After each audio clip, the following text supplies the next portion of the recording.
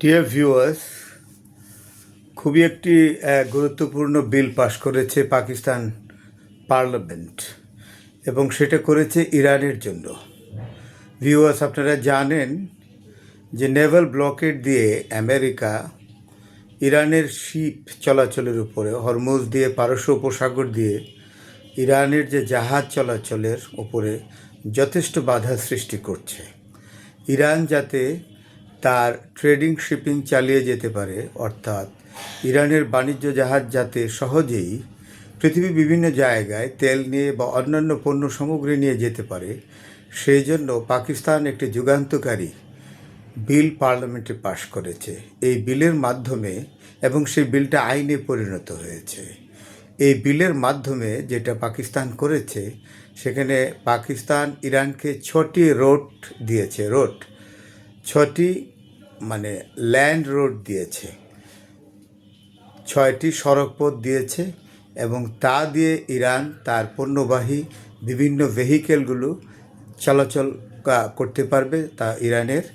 এবং সবচেয়ে বড় কথা হলো এই যে এই 6টি রুটের মাধ্যমে, এগুলো নিঃসন্দেহে বাণিজ্যিক রুট, এই 6টি রুটের মাধ্যমে ইরান পাকিস্তানের দুটি সবচেয়ে বড় বন্দর, একটি বেলুচিস্তানের গোয়াদার পোর্ট এবং আরেকটি করাচি পোর্ট, সিন্ধের করাচি পোর্ট ব্যবহার করবে।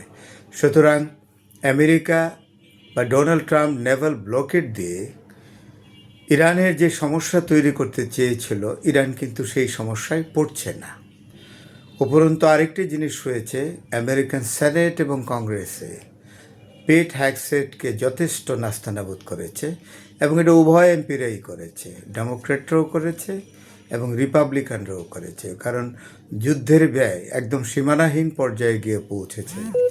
পিটার হেগসেটকে ডেকে পাঠিয়েছিল সেনেট এবং কংগ্রেস। পিটার হেগসেট বাধ্য হয়েই সেইখানে উপস্থিত হতে হয়েছে, কারণ সেনেট কংগ্রেসকে উপেক্ষা করে কোনো সেক্রেটারি অফ স্টেট বা কোনো মন্ত্রী চলতে পারে না, তার কাজ চালাতে পারে না। যে মন্ত্রী যেই হন না কেন বা সেক্রেটারি অফ স্টেট যেই হন না কেন, তাকে সেনেট এবং কংগ্রেসে হাজির হতেই হবে যদি সেনেট এবং কংগ্রেস তাকে ডেকে পাঠায়। পিটার হেগসেটের কাছে যুদ্ধের কতটুকুন খরচ হয়েছে, কত ডলার খরচ হয়েছে, এটা স্পেসিফিক্যালি জানতে চেয়েছে দুটি হাউসই, সেনেটও জানতে চেয়েছে, কংগ্রেসও জানতে চেয়েছে। পিটার হেগসেট তথ্য গোপন করেছে, যেই তথ্যের উপর ভিত্তি করে আমরাও বলেছিলাম যে আমেরিকা 25 বিলিয়ন কিংবা 27 বিলিয়ন, কারো মতে 27 বিলিয়ন, কারো মতে 25 বিলিয়ন ডলার খরচ করেছে। এটা কিন্তু আমেরিকার স্টেট ডিপার্টমেন্টের তথ্য অনুযায়ী এবং আমেরিকার যে ওয়ার মিনিস্ট্রি, সেই তথ্য অনুযায়ী দেওয়া হয়েছে। আসলে তথ্যটি সঠিক নয়, কারণ অলরেডি আমেরিকান সেনেট ও কংগ্রেস জেনে গেছে যে আসলে যুদ্ধে প্রকৃত খরচ হয়েছে $1 ট্রিলিয়ন। $1 ট্রিলিয়ন, যেটা পিট হ্যাগসেট সেটাকে লুকিয়েছে, যার জন্য পিট হ্যাগসেটকে যথেষ্ট নাস্তানাবুদ করেছে কংগ্রেস এবং সেনেট, এবং দুই দলের এমপিরা মিলেই করেছে, মেম্বাররা মিলেই করতে। সেখানে ছিল, রিপাবলিকানও ছিল এবং ডেমোক্র্যাটরাও ছিল। এবং বার্নি স্যান্ডার্স, তিনি একজন ইহুদি একজন সেনেটর, তিনিও কিন্তু একই তথ্য বলেছেন যে আসলে 25 বিলিয়ন বা 27 বিলিয়ন যেটাই বলা হয়ে থাকে, পিট হ্যাগসেট বলেছে যে 27 বিলিয়ন আসলে খরচ হয়েছে। পিট হ্যাগসেট বলেছে 25 বিলিয়ন, আসলে প্রকৃত খরচ $1 ট্রিলিয়ন। এবং সেটাই বার্নি স্যান্ডার্স আতঙ্কিতভাবে এই তথ্য দিয়েছেন, যেটা আতঙ্কের ব্যাপার। আমেরিকান ইকোনমি বড় ধরনের একটা বিপর্যয়ের মধ্য দিয়ে যাচ্ছে এবং সামনের দিনগুলোতে এটা আরও সমস্যা সংকুল অবস্থায় আমেরিকার অর্থনীতি পড়তে যাচ্ছে। এবং সবচেয়ে বড় কথা, সামনে যে আপনারা জানেন যে আমেরিকার সবচেয়ে বাজেটের বড় অংশ ঘোষণা করা হয় ডিফেন্স বাজেট বা প্রতিরক্ষা বাজেট। এইবার যে প্রতিরক্ষা বাজেটের সম্পর্কে কথা হচ্ছে, যে এইবার সবচেয়ে বড় প্রতিরক্ষা বাজেট হবে আমেরিকাতে। দ্বিতীয় বিশ্বযুদ্ধের পরে দ্বিতীয় বিশ্বযুদ্ধের পরে, আমি আবারও বলছি, এত বড় বাজেট প্রতিরক্ষায় বা ডিফেন্সে আর কখনো হয়নি। এইবার ডোনাল্ড ট্রাম্প প্রতিরক্ষায় যে বাজেট করতে যাচ্ছে তার টার্গেট দুটো, একটু হলো কিউবা আর একটা হলো গ্রিনল্যান্ড দখল করা। ভয়ঙ্কর পরিণতি, অ্যাডলফ হিটলারের মতো ভূমিকায় অবতীর্ণ হয়েছে। এবং আপনারা জানেন, আমি আবারও বলি যে আমেরিকাকে একটা ভয়ানক পরিণতির দিকে ডোনাল্ড ট্রাম্প নিয়ে যাচ্ছে।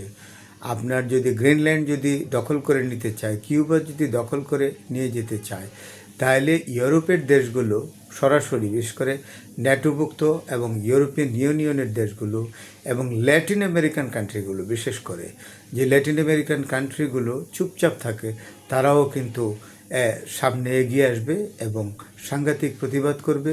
সেই প্রতিবাদের ভাষা কীরকম হবে এই মুহূর্তে আমরা বলতে পারছি না, এটা সময় বলে দেবে। হ্যাঁ, ট্রাম্পকে একজন সাংবাদিক প্রশ্ন করেছিলেন যে আপনি কি আবার ইরানের উপর সর্বাত্মক আক্রমণের জন্য প্রস্তুতি নিচ্ছেন।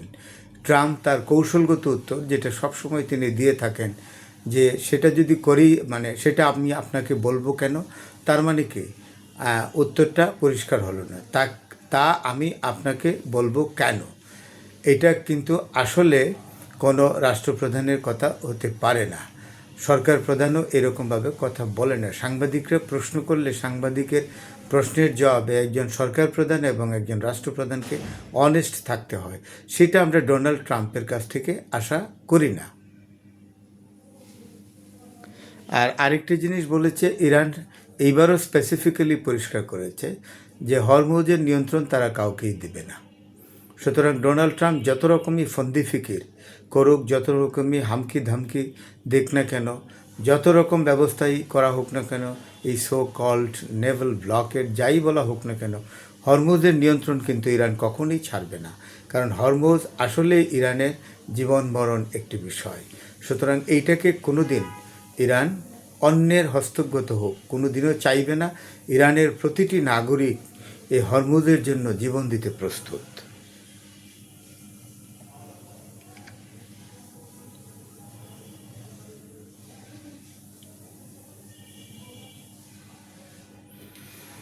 এখন শেষ করছি, উপসাগরীয় দেশগুলোর কি হবে, যেটাকে আমরা গালফ কান্ট্রিজ বলি, তাদের কি হবে। এবং এইটা কিন্তু মোটামুটি ডিসাইডেড।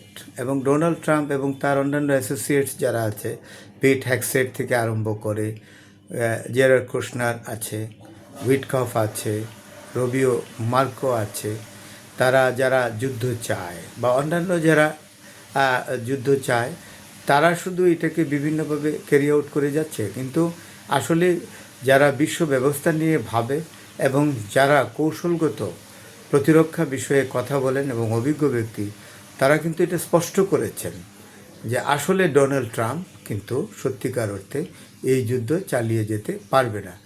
অন্যদিকে ইরান কিন্তু কমিটেড। ইরান এই যুদ্ধ চালিয়ে যাবে যদি আমেরিকা ইচ্ছা করে যুদ্ধ থেকে সরে না দাঁড়ায়। এবং পুতিন তো পরিষ্কার করেছে, প্রয়োজনে পুতিন তার অবস্থান পরিষ্কার করেছে। রাশিয়ার প্রেসিডেন্ট, চায়নাও তার সমস্ত সহযোগিতা দেওয়ার ব্যাপারে বদ্ধপরিকর। সুতরাং ইরানের যে সমস্ত কিছু আছে, ইরানের যে ড্রোন আছে, ব্যালিস্টিক মিসাইল আছে, বিভিন্ন জাতের মিসাইল আছে, অনেকগুলো স্টক পাইলই ওপেন করে নাই। সুতরাং ইরান যে দীর্ঘদিন যুদ্ধ করবে এতে কোনো সন্দেহ নাই। সুতরাং সবচেয়ে বড় আনন্দের বিষয় হলো এই যে পাকিস্তান ইরানের এই অনেকটা দুর্দিনে যেভাবে এগিয়ে এসছে এবং পার্লামেন্টে আইন করে যে ইরানকে যে ব্যবস্থা করে দিয়েছে, 6টি রোড দিয়েছে, যে রোডের মাধ্যমে পাকিস্তানের দুটো সবচেয়ে বড় বন্দর ইরান ব্যবহার করতে পারবে বাণিজ্যিক কারণে বা অন্যান্য কারণে, সেটা কিন্তু অনেক বড় বিষয়।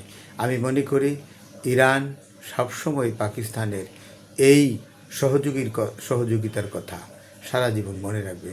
ধন্যবাদ ভিউয়ার্স, ধন্যবাদ, সবাই ভালো থাকবেন।